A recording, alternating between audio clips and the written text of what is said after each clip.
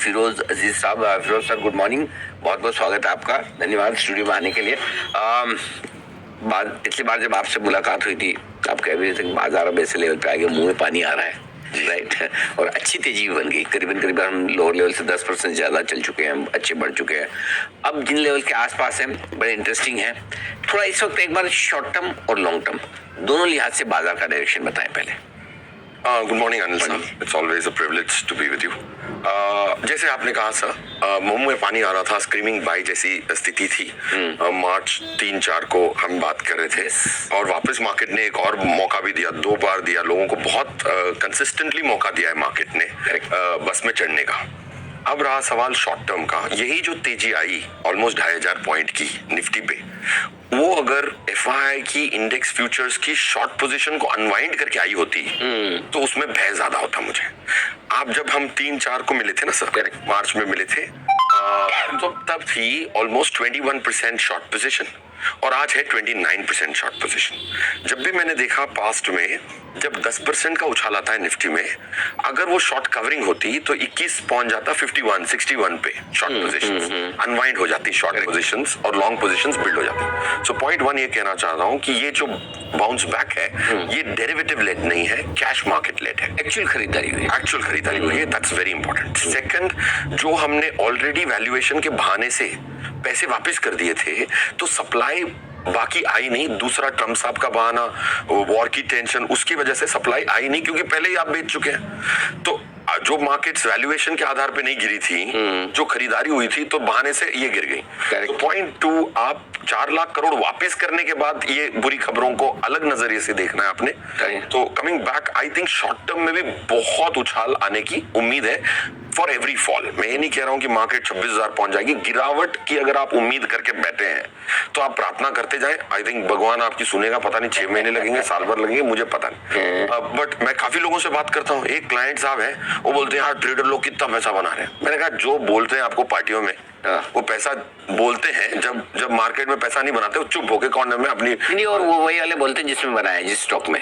जी बिल्कुल। हाँ, जिसमें नहीं बनाया वो वाला कौन बताता है। बिल्कुल। तो हमने एक स्टडी करी।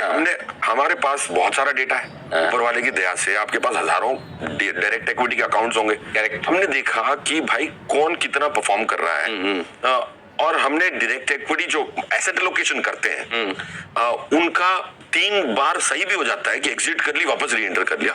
एक बार जो उनकी एंट्री छूट जाती ना, तीनों सही निर्णय का पूरा वसूल करके गन्ने के जूस की तरह निचोड़। और हर बार तो आप एंट्री एग्जिट दोनों कर ही नहीं पाएंगे कभी। इतने टॉप होते तो फिर बात ही क्या थी। बिल्कुल। तो इसलिए बेहतर है कि और बने रहे, ठीक है। बिल्कुल सर। और वॉर के लिहाज से हमने कहा कि भाई, एक भाई साहब ने मुझसे 15-20 दिन पहले पूछा कि यार वॉर होने वाली है, जैसे ये पुलवामा अटैक, मतलब 10 दिन पहले, कि अब तो मैं पूरे पैसे निकाल रहा हूँ। मैंने कहा साहब, आपने कहा कारगिल वॉर हुई थी, उसका आंकड़ा देखा था, कौन से डेट से कौन से डेट हुई थी? 3 मई से 3 मई 1996 से और 29 जुलाई तक, 26 जुलाई तक। 26 जुलाई पहले दिन गिरी होगी, दूसरे दिन गिरी होगी, बट ये पूरे दौर में 0.8% निफ्टी गिरी है। चारों इंस्टेंसेस में हमारी एवरेज फॉल थी। पाकिस्तान के साथ जो टेंशन था, उसकी मीन फॉल थी 6%, मीडियन फॉल थी 4%, फुल पीरियड। पहले दिन का झटका इज नॉट व्हाट रिप्रेजेंट्स। वो तो इमीडिएट नीजर रिएक्शन आता है, बट इवेंचुअली आपके लिए बढ़िया तेजी बनती है। बिल्कुल ठीक बात है। तो इसलिए कुल मिलाकर शॉर्ट टर्म व्यू भी अच्छा है और लॉन्ग टर्म तो हमेशा अच्छा है ही, इसमें कोई डाउट ही नहीं। अब दूसरा सवाल ये नतीजों के सीजन को लेकर, ठीक है। रिजल्ट सीजन बड़ा मिक्स आ रहा है। अब रिजल्ट अलग तरह के, स्टॉक का रिएक्शन अलग तरह से।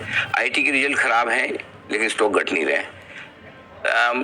बैंक्स ठीक ठाक कर गए, बचा लिया मार्केट को। अब एनबीएफसी के रिजल्ट थोड़े वीक से आ रहे हैं। पूरा रिजल्ट सीजन कैसे देख रहे हैं? कौन से सेक्टर आपको रिजल्ट सीजन के लिहाज से मजबूत और कमजोर दिख रहे हैं? मेरे हिसाब से रिजल्ट सीजन जो है ना सर, हम तो एक ही आंकड़े पे बहुत तवज्जो देने की कोशिश करते हैं। 1049 को जो इस साल का टोटल निफ्टी की अर्निंग का आंकड़ा है। ओके, अब तक जो है 7 कंपनियां निफ्टी की रिजल्ट दे चुकी है। ऑलमोस्ट 90 रुपीज 50 पैसा लास्ट ईयर की अर्निंग्स थी। इस साल की अगर वेटेड एवरेज देखो, ये 7 कंपनियों की 32.9% की वेटेज आ चुकी है, मतलब 1/3 की निफ्टी की रिजल्ट आ चुकी है इन टर्म्स ऑफ वेटेज, और 5.3% की ग्रोथ है। मेरे हिसाब से जो 1049 का जो आंकड़ा लेके चल रहा था, उसमें 20 रुपए का घटौती हो सकती है। सो कमिंग बैक, मैं ये कह रहा हूँ कि जो भी लार्ज कैप में जो फ्लाइट ऑफ कैपिटल हो रहा है, इसीलिए नतीजों से परे क्यों आ रहा है रिजल्ट, क्योंकि फ्लाइट ऑफ कैपिटल बहुत हो रहा है from mid and small caps, specially in the retail segment. Mutual fund is still purchasing small cap, mid cap, correct, retail is purchasing large cap. तो बिकॉज वो जो सेफ्टी के safe haven के चक्कर में जो लोग फ्लो कर रहे हैं, इसीलिए निफ्टी के नतीजे और रिजल्ट्स और स्टॉक मूवमेंट में फर्क आ रहा है. That's point one. रहा सवाल, हमारा ये मानना है कि if you look at sector wise, auto की 4% आई है, बैंकिंग की जो रिजल्ट्स आएंगी वो काफी अच्छी आनी चाहिए.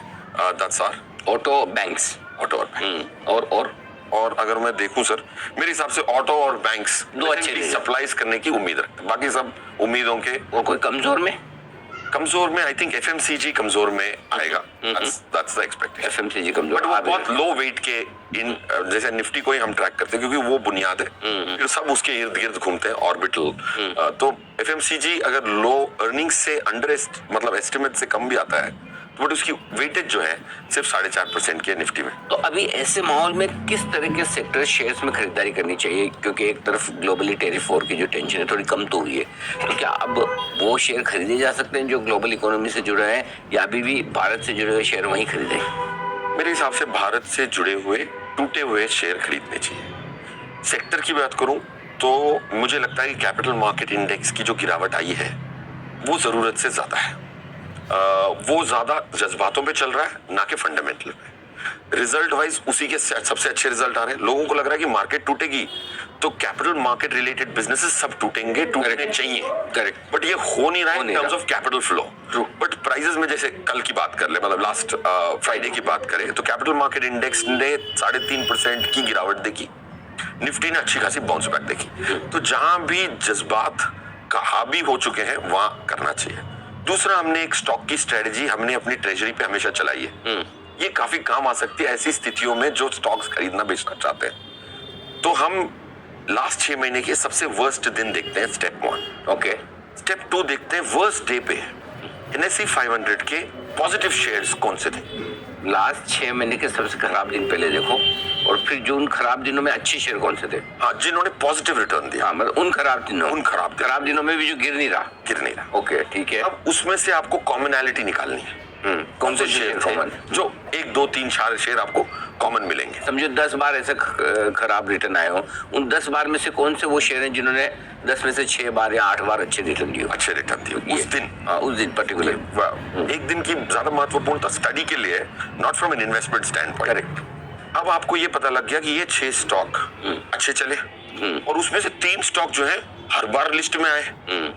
तो इससे क्या साबित होता है कि इन स्टॉकों की जो करंट ओनरशिप है ना, वो मार्केट के मूवमेंट से थोड़ा दूर है. से नहीं, बिजनेस ओनरशिप है. उनके जो भी स्टॉक खरीद के बैठे ना, रिपोर्ट देख के खरीद के नहीं बैठे. तो आपको एक संतुलन एक मिलता है कि यार इधर सप्लाई जो है वो मार्केट के सेंटिमेंट से नहीं आ रही, बिजनेस के सेंटिमेंट से आ रही है. करेक्ट. पूरे वक्त में बिजनेस खरीदे, अच्छे वक्त में प्राइस खरीदे. जब मार्केट अच्छी चल रही हो तो मोमेंटम के साथ चले, जब मार्केट अच्छी नहीं चल रही हो तो रिजल्ट्स, बिजनेस फंडामेंटल्स के लिए आपको ये क्लियरली उभरते हुए निकलना आएंगे. देखो, डिमांड कितनी भी हो सर, सप्लाई आती रहेगी ना तो स्टॉक बढ़ नहीं सकता. करेक्ट. एक स्टॉक ऐसा ही देख रहा था मैं, हर जगह दिख रहा है.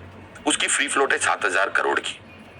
अब अगर 7,000 करोड़ की सप्लाई आ जाए, मतलब फ्री फ्लोट, तो कितनी भी डिमांड हो, स्टॉक ने तो गिरना ही गिरना है. सही बात है. अब जैसे अगर आपने स्ट्रेस टेस्ट कर लिया कि ये 7,000 करोड़ की जो ओनरशिप है फ्री फ्लोट की, वो बड़ी मजबूत ओनरशिप है, उस शेयर को खरीदना in market uncertainty, you will not get pleasant negative surprise. You will miss out on the rally, but you will be stuck to the business, not to the price of the business.